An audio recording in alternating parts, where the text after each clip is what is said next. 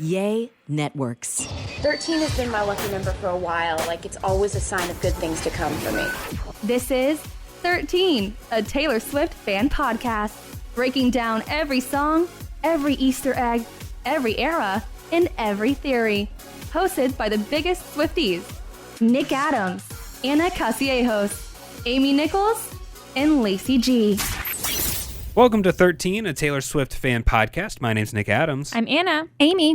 And I'm Lacey G. Today we're breaking down the final song in Taylor's Fearless Taylor's Version album. This is the final from the vault song. This is Bye Bye Baby. Bye Bye Baby.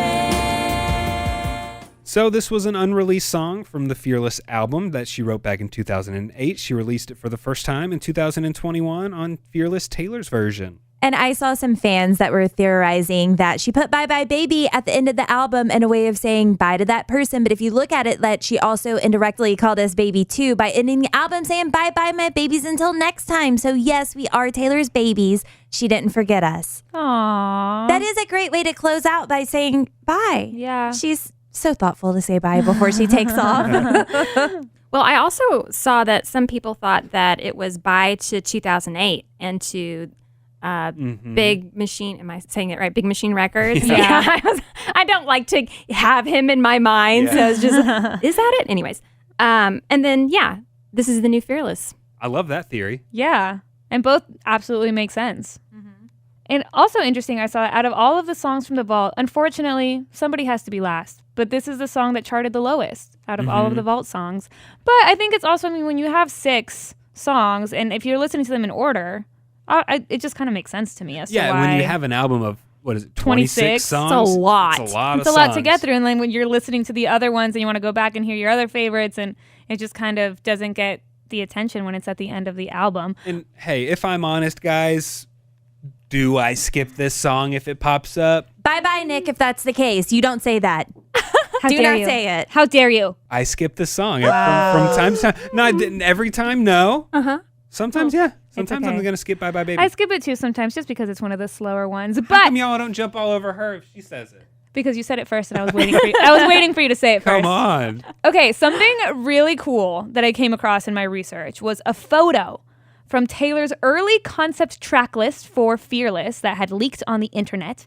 And it's a picture of a mirror with the song titles written in erasable marker. And so the track list was originally going to be 1, Permanent Marker, which is one of my favorite unreleased Taylor Swift songs. And if that's not on the debut Taylor's version, I'm going to be so mad. 2 was Tell Me Why. 3, I'd Lie. Also my favorite unreleased Taylor Swift song. And if that's not on debut, I'm going to be mad. 4, Fearless. 5, Dark Blue. Also one of my favorite Taylor Swift unreleased songs. Start this over. We need to turn your microphone levels down a second. 6 was, it said Sparks and then question mark. I wonder if that meant Sparks Fly, maybe. And then 7, it said The One Thing, now known as Bye Bye Baby. Yes. She changed the title. She did. She did. She had to, because in the original, the lyrics had one thing, but the new Taylor's version doesn't have the lyric one thing in it. So you're like, okay, well, bye to that. Bye-bye. I think that we benefited from Taylor Swift's maturity in her voice compared to the demo.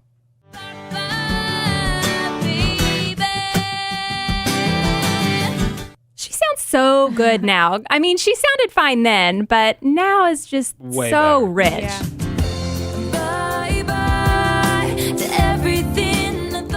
For this song specifically, I think it was probably good to let it chill for a little bit, just based on that demo. You know how sometimes, and I know it's different for us because we're in podcast, radio world, but you know how when you listen to a recording of your own voice, you kind of just cringe a little? I hate it. Yes. Do you think that Taylor listens to her old demos from 2008 and is like, oh God.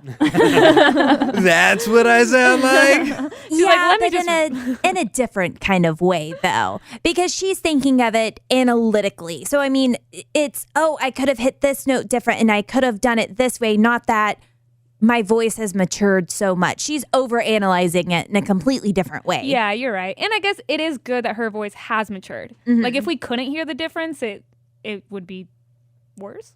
Hey, I like the demos, though. I've really enjoyed listening to the demos with you guys. Yeah, Sure. I am not a country person, but I like hearing country Taylor. I still appreciate it, and I still think that she had a fantastic voice. Do you know whose voice I heard one time, and I didn't realize who it was? I heard it, American Idol was playing in the background, and I heard this voice, and I go, oh, that's rough. It was Janis Joplin. Okay. And it was the first time I heard, I don't know, some song about a car. I don't have it. But the first time I heard that, I was like, oh, that person needs a lot of work. That's not good. And then it was Janis Joplin. And I was like, shame on me for thinking that. But just hearing somebody out of context, you don't know. You don't know. Yeah. But I appreciate your demos. Mm-hmm. Also, can I get an appreciation for the baby riff that she has in this song? Yeah. Just so cute. So something cool about Bye Bye Baby that I found online, especially when it first came out, a lot of Swifties were saying, like, why does this sound like so familiar to me? It reminds me of something, I can't quite put my finger on it. And then people were speculating that maybe back in the day, she cut this song from Fearless because it sounds really similar to a song called Goodbye to You by Michelle Branch.